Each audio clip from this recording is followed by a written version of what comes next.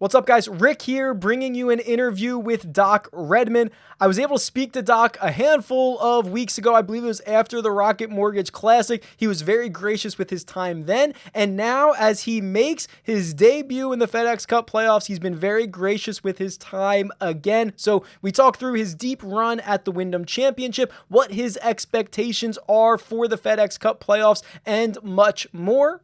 I hope you enjoy. All right, let me welcome in Doc Redman. Doc is already in Boston. He's on the scene. Doc, thanks for joining me, man. Yeah, thank you very much for having me.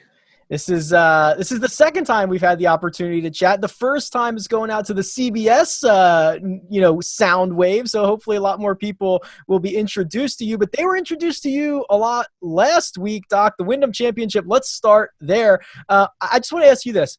How would you assess your performance last week at the Wyndham? Yeah, I think it was really good. I hit it great. I chipped a lot better for 4 days straight than I have in a long, long time. And, I putted well. I just didn't really make anything, which, happens. But I was really happy with the week, and it was really the first time, although I'd come in second in Detroit last year, I was never really had a chance to win, which I guess people could argue yesterday I didn't really either. But, I was still there and just a few birdies away from being tied for the lead. And I was the second to last group. So it was in a lot of ways a new experience for me.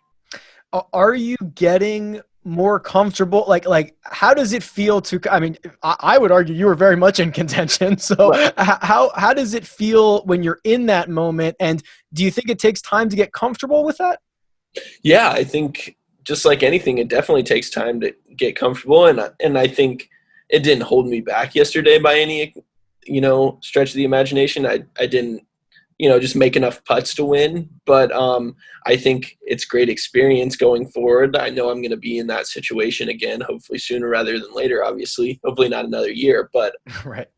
and, I'll just be that much more comfortable. And, you just got to, I always tell myself and I'll tell other people, you got to be there to be able to win. So, and you got to do it a lot because obviously I guess, Tiger's great at it, but you look at guys, just in general, people's win percentage, whether they have the lead or whatever, it's not very high. So you got to be in that position a lot. Yeah, we talk more about guys that have, quote unquote failed on Sundays than we do got Tiger's obviously completely different. There's more, unfortunately, for Tony Finau, Tony Finau Sundays or Harold Varner III Sundays where, that's what we end up talking about. But you're right, just putting yourself in that position more and more often. Are you a scoreboard watcher? Were you completely aware of where you were at in this tournament? Yeah, I think I was. I don't think that affected me at all. There's scoreboards, and I think just the human nature, you want to look at where you're at and where other Sure. people are at. And I think it's really easy to do that and then let that kind of get emotional and maybe you're down and you have to get more aggressive, or you're up and you get nervous and play more conservative. But I think, it was just, I was looking at the board and kind of just enjoying being up there and trying to play the best golf I could. Does Billy Horschel talk as much as it seems he does? Like when we're on the coverage, I swear I hear his voice constantly. Is he just out there jabbering the whole time? Yeah, I think he's just like, we all know those people who just, have a lot to say and have a lot on their mind. And so, yeah, he was talking a lot. He's a really nice guy. And, that's just how he handles probably the pressure of around a golf, is just trying to, stay talking and keep his mind off of golf. And, it's a little different from how I am, as you could probably see on the telecast, but he's a great guy. So actually our very own Mark Immelman was following your group. He was the on-course analyst for you and Billy, and he described your demeanor to us on the podcast afterwards as very cool, calm, collected. You didn't seem to be, worried about too much. He didn't feel like the stage was too big for you. Would you agree with that assessment? Yeah, I don't think the stage was too big for me at all. There was nothing really to be upset about. It wasn't my best day.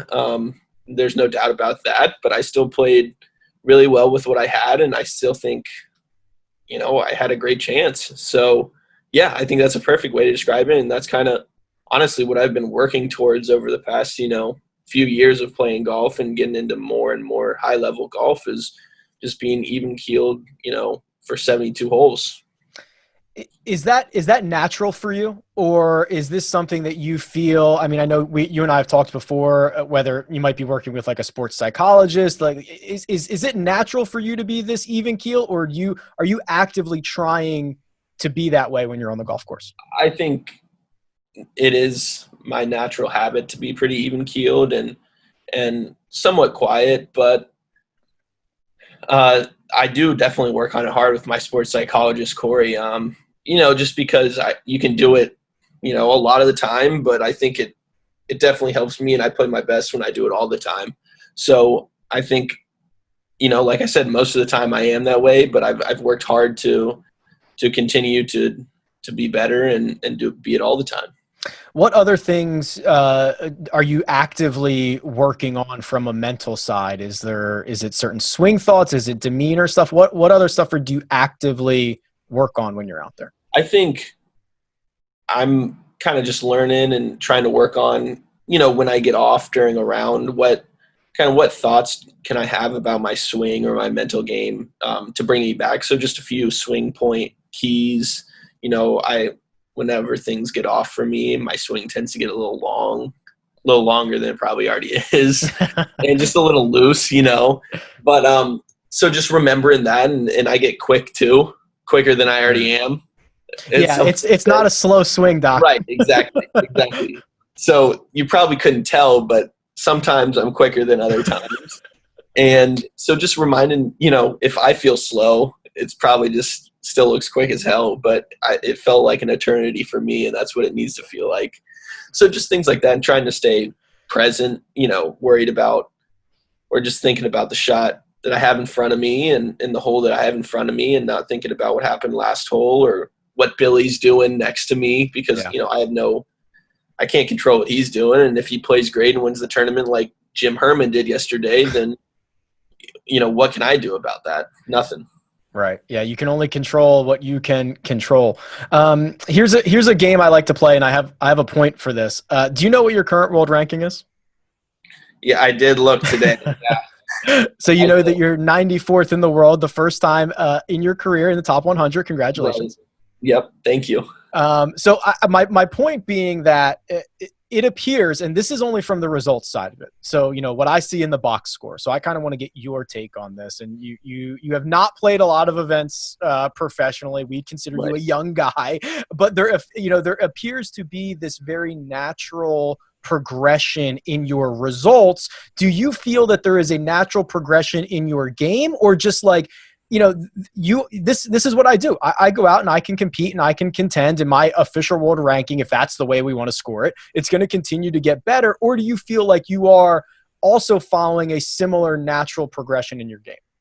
I think a little bit of both. I think I have shown, over a longer period of time that I can get better at every level and compete at every level, whether it be high level junior golf, in college, on the Canadian tour, and then all the way up here to the PGA Tour. I think for some people in the media, it takes, it's taken longer than they'd like.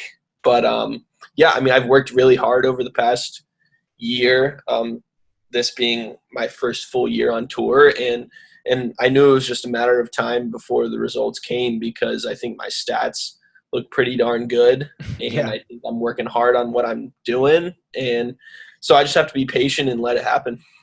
Yeah, the stats are great. I've been touting some really wacky ball striking stats for you that are like, I'm convinced that you're just, and Mark actually mentioned this too when he was following you. He called you a flusher, and he says you kind of hit a heavy ball. And I mean, it's very apparent in the stats too, that's obviously a strong part of your game, it appears. Yeah, definitely. I've been hitting it really awesome this year and working really hard on getting that as consistent as possible, so week in and week out I can hit it really well and give myself opportunities for birdies. Joel Damon had a quote from a podcast, I think it was last week or the week before, that kind of got some run on Twitter, where he essentially made the argument like hey, if I make $1.5 million on tour every year for the next 10 years and I never win, like that's a big success. Now, I know there are guys like Rory McIlroy, there are guys like Tiger Woods where they're playing for legacy type stuff. They're playing for their place in history. So what are you playing for, Doc? And I know it's early in your career. You might be figuring this out over the next handful of years, but like, what are your goals? Yeah, I mean, I think obviously going into next, I think it's huge right now. One of my big goals this year was to make it to Chicago and finish top 70. And I thought, obviously that's not the most lofty goal, but I thought for a first year that was very doable. And I think I'm in great position right now to do so with a good week this week. And I think going into next year, obviously the goal was to win and to be in the final groups like last week, a lot more, because in my opinion, it might take 3 or 4 more times for me being in the last 3 groups to win, but that's a huge accomplishment in and of itself. And if I put together rounds like I did Sunday and things go a little more my way, it's going to happen. So I definitely want to, and of course it's my goal to win and just be the best I can. I don't want to set a limit for myself, but, being 94 in the world, I think, getting the top 50 would be great in the next year or two. And then we can go from there. I can't jump from 94 to 9 like that. It's a progression, I think. Yeah, and then you start getting into the WGCs and you start getting into stuff like that, and then it's a whole different ball game.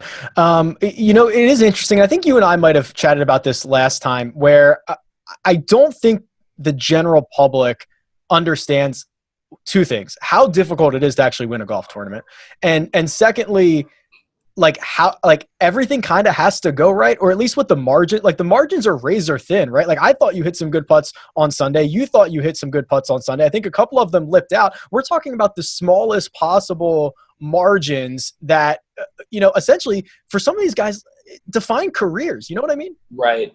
Yeah, I think it is such small margin. It's crazy. And I don't think people realize it until you go, walk a Sunday round with some of the league groups or get to caddy or whatever, and it's crazy. It's tough. Someone's always playing really good, and it truly does take 4 rounds of really good golf to win a golf tournament. I played 2 really good rounds and 2 pretty darn good rounds, and I lost by 3. So it's it's tough. It's really tough, but it's very doable. You never know when you're going to catch fire. Do you prefer, or maybe you don't care, but do you prefer like a 21 under par winning score? Sometimes we see like you younger guys, or at least guys that we see it a lot on the Corn Ferry tours. Those things get into shootouts every single week, where you have to know the gas is on the right and you just press it until it's over.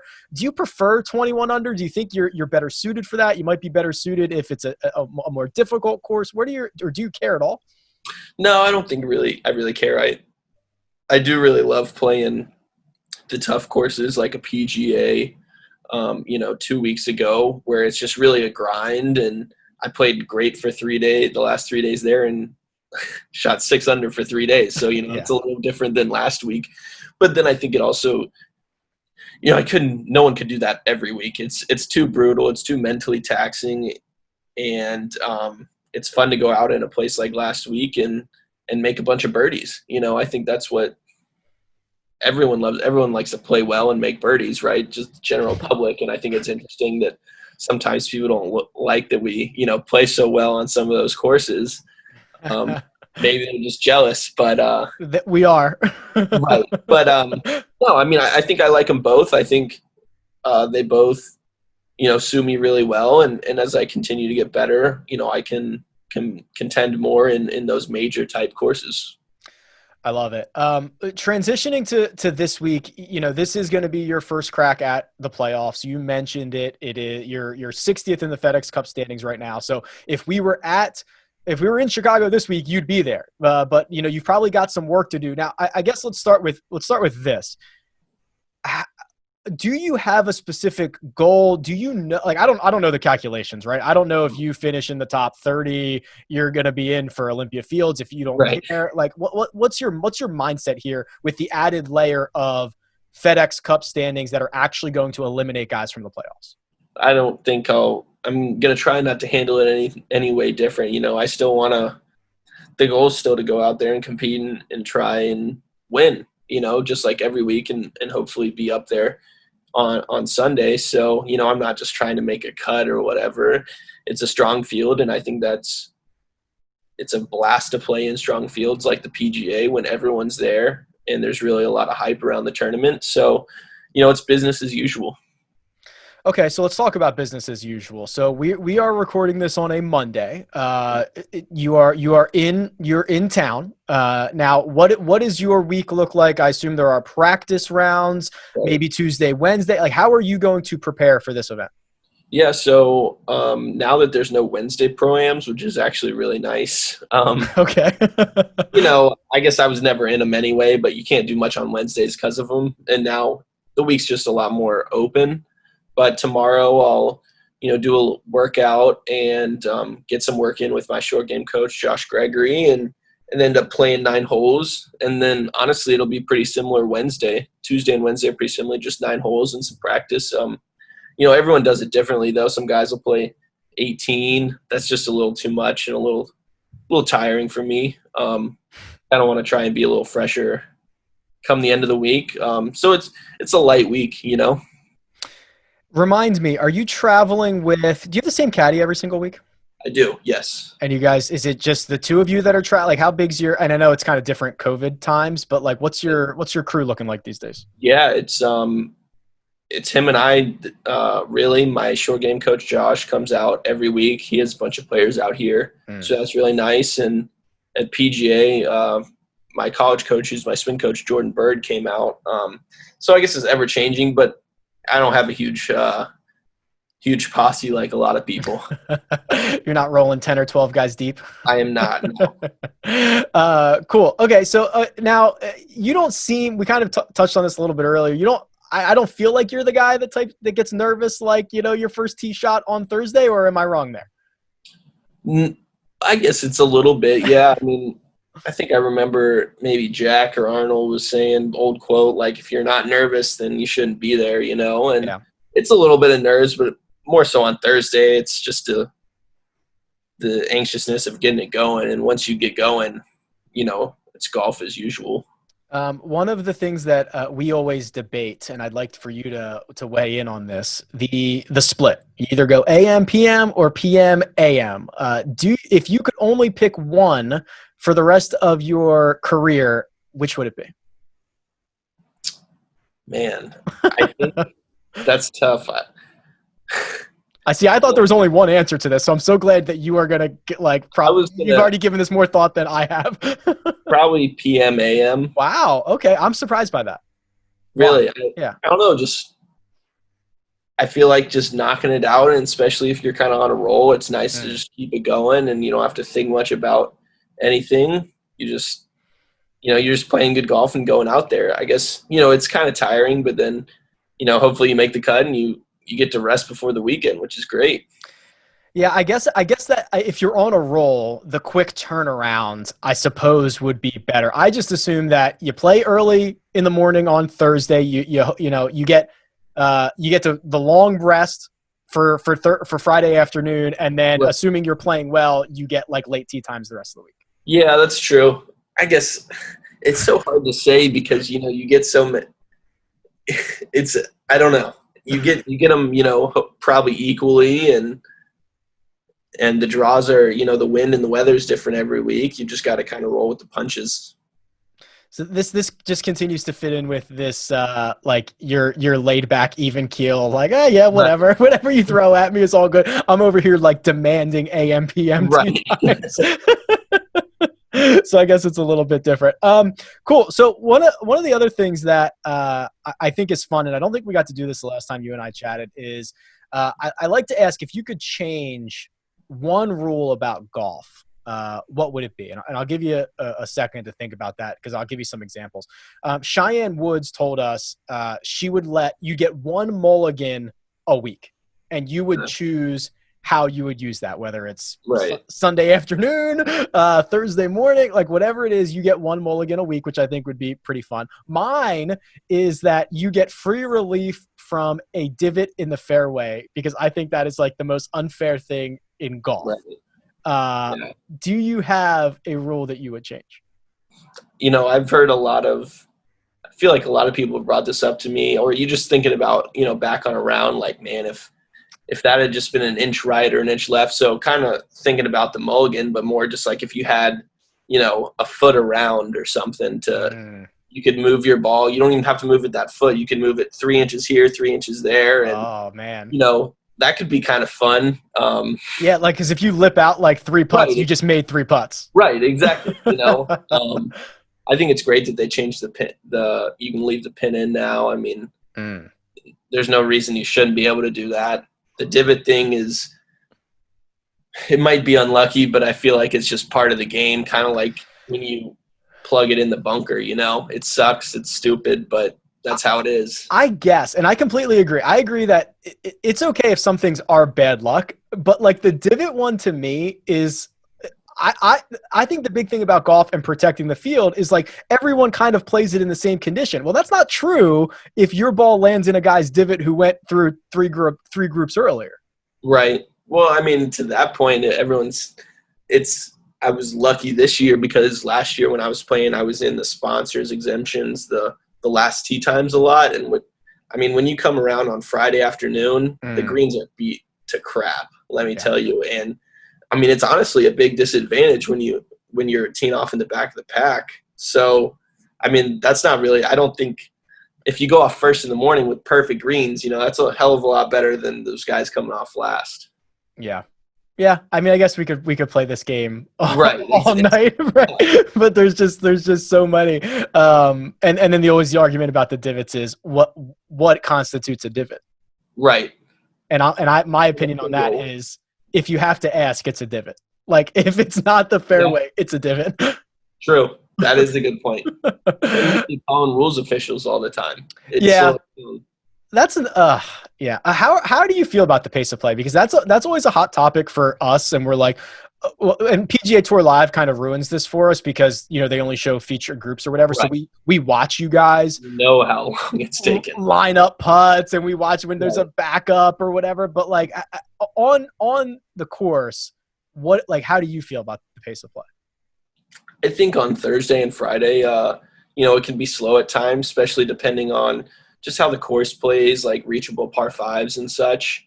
But from our perspective, obviously there's some slow people, but we're so locked into the golf. I think it kind of just takes as long as it takes. I mean, no one complains about their 8-hour workday, like that's just how it is.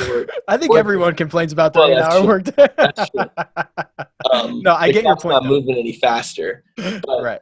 Then come Saturday, Sunday when we get into twosomes, I think it flies. You really? blink and you're on 14. Which, I mean, you can easily play in, 3.5 hours, which I think is pretty good for high-level competitive golf where, stuff really does matter. Right. Every shot literally does matter. And I mean, we saw that. This is the time of year we see that even more with the FedEx Cup stuff.